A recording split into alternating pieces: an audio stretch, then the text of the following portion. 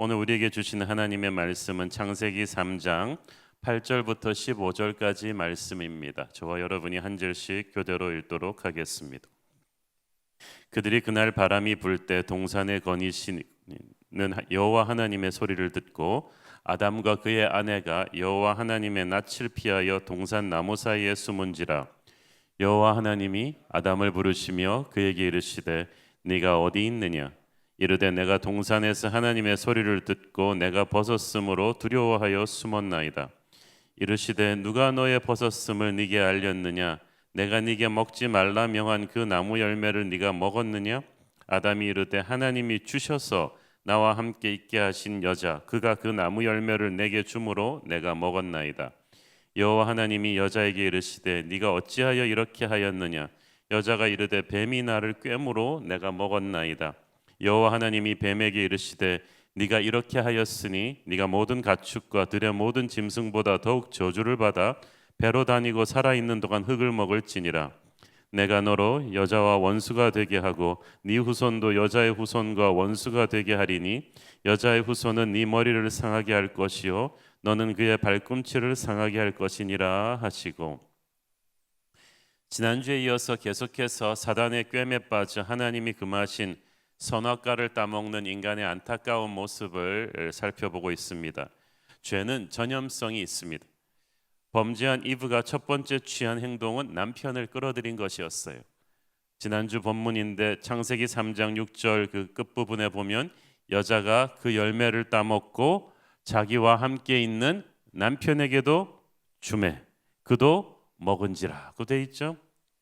여자가 범죄를 저지르기가 무섭게 남편 아담을 공범죄에 끌어들였습니다. 여기서 우리는 무서운 죄의 전염성을 볼 수가 있죠. 죄는 절대 본 모습 그대로 머물러 있지 않고 항상 공범을 포섭합니다. 번식력이 강한 바이러스 같아서 끊임없이 핵 분열을 일으키며 나가기 때문에 죄는 빨리 초장에 회개하고 끊어내지 않으면은 금방 이게 막 번져나가는 거예요. 전염병 환자들을 바로 격리시키듯이, 그래서 죄에 물든 사람들과는 교제를 빨리 단절해야 돼요. 그 죄를 이겨낼 거룩이 없다면은 죄로부터 빨리 단절되는 것이 좋습니다. 또 주목할 것은 이브가 먹고 남편에게 주니까 아담이 좀 영적인 권위를 가지고 당신 어떻게 그런 말 할 수 있어라고 싸울 흔적도 없어요. 그냥 갈등 없이 그냥 먹어버립니다. 여기서 아담이라 그러지 않고 그녀의 남편이라고 표현한 걸 주목하십시오. 그러니까 부부는 인류 최초의 공동체로서 영적 책임을 함께 져야 했던 거예요. 가정이 이렇게 해서 무서워요. 복도 함께 받지만 영적인 책임과 벌도 같이 받아요. 이브가 자기 혼자 선악과를 먹었을 때까지만 해도 아직 저지른 죄의 결과를 깨닫지 못했습니다. 그런데 남편인 아담까지 먹고 나니까 비로소 그들의 눈이 밝아졌다고 돼 있어요. 5절에도 보면 하나님께서도 말씀하셨죠. 너희가 그것을 먹는 날에는 너희 눈이 밝아져. 하나님은 그들이 죄를 지으면 함께 책임져야 되는 공범자가 될 것을 알고 계셨던 거예요. 신앙은 개인주의가 아니라 공동체입니다. 아내의 죄가 남편의 죄가 되고 부모의 죄가 자식의 죄로 무섭게 번져나가죠. 한 개인의 죄가 교회 전체를 상하게 합니다. 그래서 교회에서는 처음에는 시험든 한 사람으로 시작해서 그 사람이 자꾸 주변 사람들을 포섭해서 나중에는 교회가 갈라지고 분열하는 그런 양상도 일어나죠. 그러니까 죄가 얼마나 그 전염성이 무섭습니까? 자, 그런데 하나님과 같이 되려고 과실을 먹었는데 전혀 뜻밖의 상황이 발생합니다.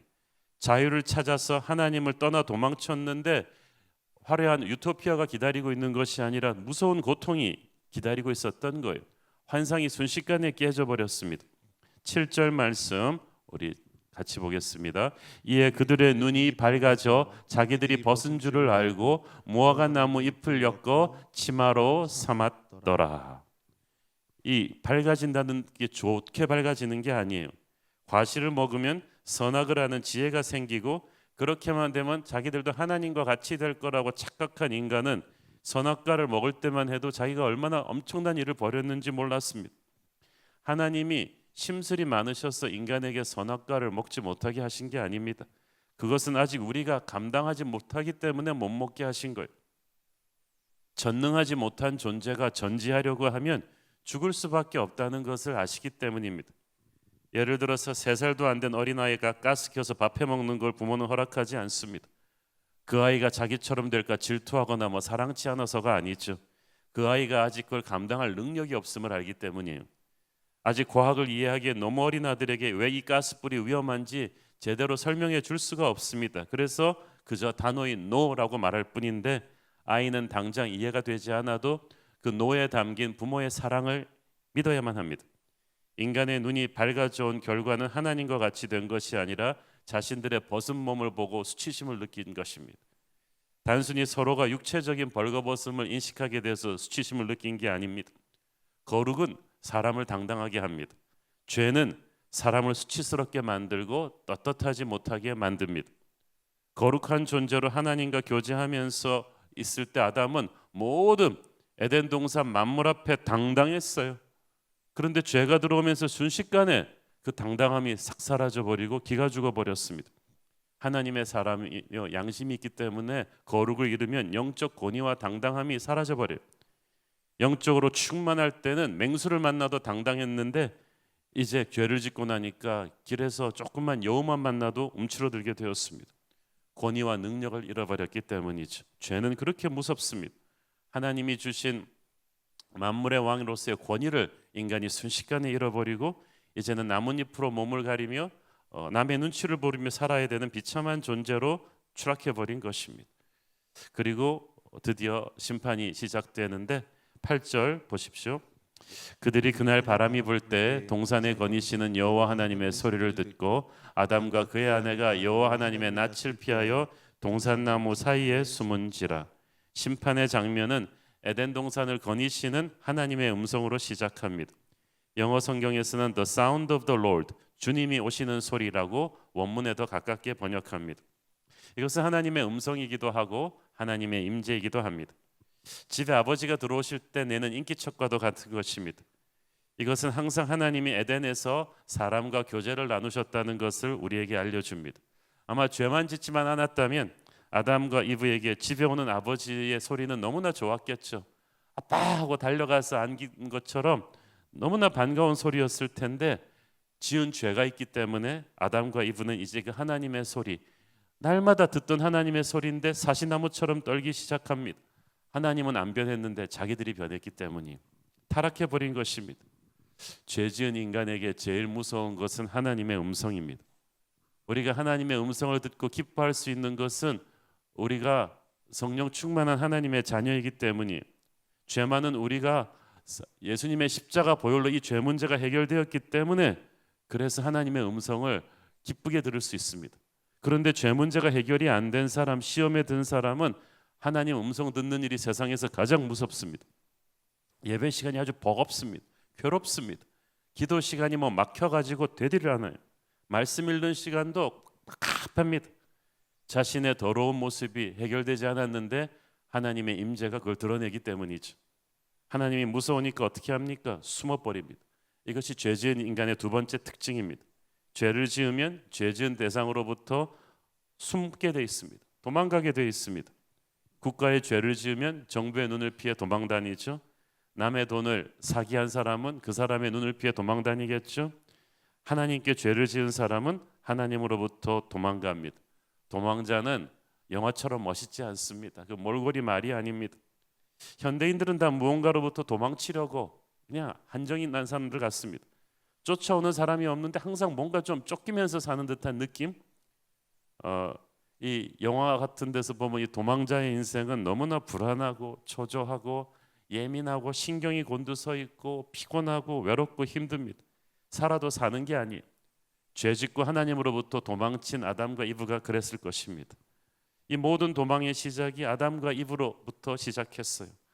아담은 하나님의 형상대로 창조된 기가 막히게 건강하고 아름답고 지혜로운 사람이었어요. 그 하나님과의 교제를 계속 누렸더라면 땅의 모든 것을 다스리면서 아주 파워풀한 사역을 하면서 살았겠죠. 그런데 모든 것이 없어지는 거예요. 9절 읽습니다. 여호와 하나님이 아담을 부르시며 그에게 이르시되 네가 어디 있느냐. 아담이 진짜 어디 있는지 몰라서 물으셨겠습니까? 제 아들 지섭이가 아주 어렸을 때 저와 숨바꼭질 놀이를 한 적이 있습니다. 그러면 3살짜리 아들이랑 숨바꼭질 하면서 제가 진짜 술래인데 그 아이가 어딘지 몰라갖고 지섭이 어딨니? 지섭이 어딨니? 하고 정말 부르겠습니까? 이미 커튼 밑으로 삐져나온 녀석의 발가락을 훤히 보면서도 그냥 짐짓큰 목소리로 지섭이 어딨냐? 지섭이 어딨냐? 하던 기억이 납니다. 지금 에덴 동산에서 아담이 어디 있느냐고 물으시는 하나님의 마음이 그래요. 지금 뭐 몰라서 물어보시는 게 아니죠. 차원이 다른 아픔을 하나님은 벌써 느끼고 계셨어요. 네가 왜 나를 피하여 숨느냐? 이게 첫 번째 뜻이에요. 우리도 알던 사람이 자꾸 자기를 피하면 섭섭하지 않습니까? 너무나 친했던 사람이 자기와 마주하기를 피할 때, 달려오던 아이가 이제 아빠를 피해 숨기 시작할 때 문제가 있어요. 하나님은 직감적으로 벌써 딱 이미 모든 것을 아시기 때문에 인간이 죄를 지었다는 것을 압니다. 그리고 그 죄 때문에 하나님을 피하기 시작했다는 것이 하나님의 마음을 찢어지게 아프게 했습니다. 둘째, 네가 어디 있냐는 말은 네가 나와 함께 있지 않고 어디에 서 있느냐는 거예요. 직장에서 일하다가 사고가 나면은 보스가 와서 물어보잖아요. 책임자 어디 있냐? 책임자가 왜 그 자리에서 역할을 하지 않았느냐고 물어보지 않습니까? 그 자리에 있어야 될 사람이 없으면 문제가 생겨요. 축구 선수들이 자기 위치를 벗어나면은 그냥 뚫려서 골을 먹어버리지 않습니까? 여기는 문책할 책임자를 찾는 보스의 툼보다는 잃어버린 아이를 찾는 부모의 마음이 강합니다. 분명히 그 자리에 서 있으라고 했는데 부모 말 안 듣고 제멋대로 딴 데로 가버릴 아이가 부모 떠나서 겪을 고통을 부모는 너무나 잘 알고 있습니다. 여러분의 인생이 하나님의 사람으로서 서 있지 않아야 될 장소에 서 있다면, 가서는 안 될 장소에 가서 만나서는 안 될 사람을 만나고 들어서는 안 될 말을 듣고 해서는 안 될 일을 하려고 한다면 지금이라도 말씀 듣고 돌아서야 합니다. 어디에 여러분의 인생이 서 있는가를 체크하십시오. 죄 지은 인간의 또 하나의 특성은 책임 전가죠. 12절 봅니다. 아담이 이르되 하나님이 주셔서 나와 함께 있게 하신 여자 그가 그 나무 열매를 내게 주므로 내가 먹었나이다. 자, 죄 지은 인간이 첫째 하나님을 무서워한다 그랬죠. 둘째 하나님을 피해 도망간다고 했죠. 그리고 나서 발각이 되면 책임을 시인하고 회개한 것이 아니라 허겁지겁 남에게 책임을 전가합니다. 남도 아닙니다. 첫 번째는 비겁하게 아내에게 책임을 전가합니다. 얼마 전까지만 해도 뭐 내 뼈 중에 뼈요 살 중에 살이라고 뭐 그렇게 사랑한다 하던 여자한테 자기가 급하니까 뭐라 그럽니까? 너는 너고 나는 나다. 하나님이 주셔서 나와 함께 하신 이 여자 때문에 제가 이렇게 됐습니다. 나는 아닌데 이 사람 때문에 이렇게 됐습니다. 나를 이 여자랑 같은 레벨로 보지 마십시오. 이거요. 이 비겁한 남편의 모습을 보면서 이브가 얼마나 배신감을 느꼈을까요? 에덴 동산에서 쫓겨난 뒤로 그 이후로 아담과 이브가 800년을 더 살았는데 그 부부 관계가 어땠을지 정말 짐작이 갑니다.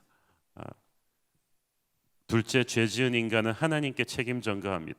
하나님이 주셔서 나와 함께 하신 이 여자 때문에 이렇게 되었다고 합니다. 참으로 비겁하지 않습니까? 하나님이 중매했으니까 하나님이 책임지라는 식입니다. 오늘날도 우리는 늘 회개하는 대신 책임을 전가해요. 고부 갈등의 원인을 시어머니한테만 돌리고 며느리한테만 돌리고 지역 감정 노사 분교는 항상 원인이 다른 쪽에 있다는 거예요. 그런 게 세상의 영이에요. 그런데 하나님의 영이 있는 사람은 들켰을 때 남에게 책임 전가하지 않고 죄에 대해서 자기가 철저하게 책임을 집니다. 아담이 만약 이때 그냥 바로 주님 죄송합니다. 제가 잘못했습니다. 라고 회개했더라면 저는 인류의 역사가 달라질 수도 있지 않았을까 생각합니다. 그런데 문제는 아담이 책임자가 비겁하게 책임을 안 지고 나는 아닙니다. 이브랑 저를 같은 급으로 보지 마십시오.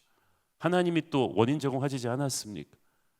이렇게 할 때 문제는 걷잡을 수 없이 확산된 거예요. 자, 분명히 이브가 먼저 뱀의 깸에 넘어갔고 아담을 공범으로 끌어들인 게 사실인데도 하나님께서는 이 전체 책임을 여자가 아닌 남자에게 물으셨어요. 왜냐하면 남자가 가정의 제사장, 리더이기 때문이에요. 그래서 성경은 아담의 죄로 인해 모든 사람이 죄인 되었다고 말하지 이브 때문에 세상에 죄가 들어왔다고 말하지 않잖아요. 로마서를 보면. 아담의 입장에서는 억울할 수밖에 없지만 하나님이 아담에게 책임을 물으신 이유는 이겁니다. 처음에 선악과를 먹지 말라는 말씀을 주신 것이 바로 아담이었기 때문이에요. 에덴 동산의 모든 실과를 마음대로 먹되 아직 선악과만은 먹지 말라는 말씀을 아담에게 주셨을 때 이브는 아직 창조되지도 않았어요. 그러니까 이브는 하나님의 명령을 아담을 통해서 들은 거예요. 아담의 영적 권위를 통해서. 아담은 하나님의 말씀을 직접 들은 최초의 인간으로서, 가정의 리더로서 책임이 있는 거예요. 그래서 아내에게 그걸 확실하게 전해야 했고, 이브가 혹시 뱀의 꿰을 받고 말았다 할지라도 아담이 거기서 차단을 했었어야 됐는데 차단하지 않았다는 거예요. 그래서 하나님께서 아담에게 책임을 물으신 것입니다. 리더의 자리는 화려하게 대접받는 자리가 아니라 책임지는 자리예요. 억울해도 할 수가 없어요. 그렇죠? 교회에서 문제가 일어났을 때 목사님이 그렇게 얘기하면 어떻게 되겠어요? 이건 우리 교인들 때문이지 제 책임이 아닙니다. 남 얘기합니까? 리더라는 것은 모든 사람의 잘못을 끌어안고 제가 죄송했습니다라고 하나님께 엎드리는 것입니다. 그때 하나님께서 그 교회를 살려주세요. 가정에 문제가 생겼을 때 이건 우리 아들 책임이지 저랑은 무관합니다. 이거는 아버지도 아니죠. 진짜 리더라면 제 책임입니다. 제 잘못입니다. 라고 하나님 앞에 엎드리면 하나님의 마음이 금방 녹아요. 그런데 책임 전가하고 이렇게 하면은 비겁하게 나가면 이 아담의 영이 같이 가는 거죠. 하나님께서 죄의 본질을 지적해 주십니다. 11절 이르시되 누가 너의 벗었음을 네게 알렸느냐? 내가 네게 먹지 말라 명한 그 나무 열매를 네가 먹었느냐? 첫째, 죄에는 배후 세력이 있다는 거죠. 누가 너의 벗었음을 네게 고하였느냐? 너 혼자서 이 생각을 했을 리가 없다는 거예요. 그래요. 주기도문에 보면은 우리를 악에서 구하옵소서라고 돼 있는데 영어 성경에 보니까 deliver us from the evil one이라고 돼 있어. 악한 자에게서 구해달라고 합니다.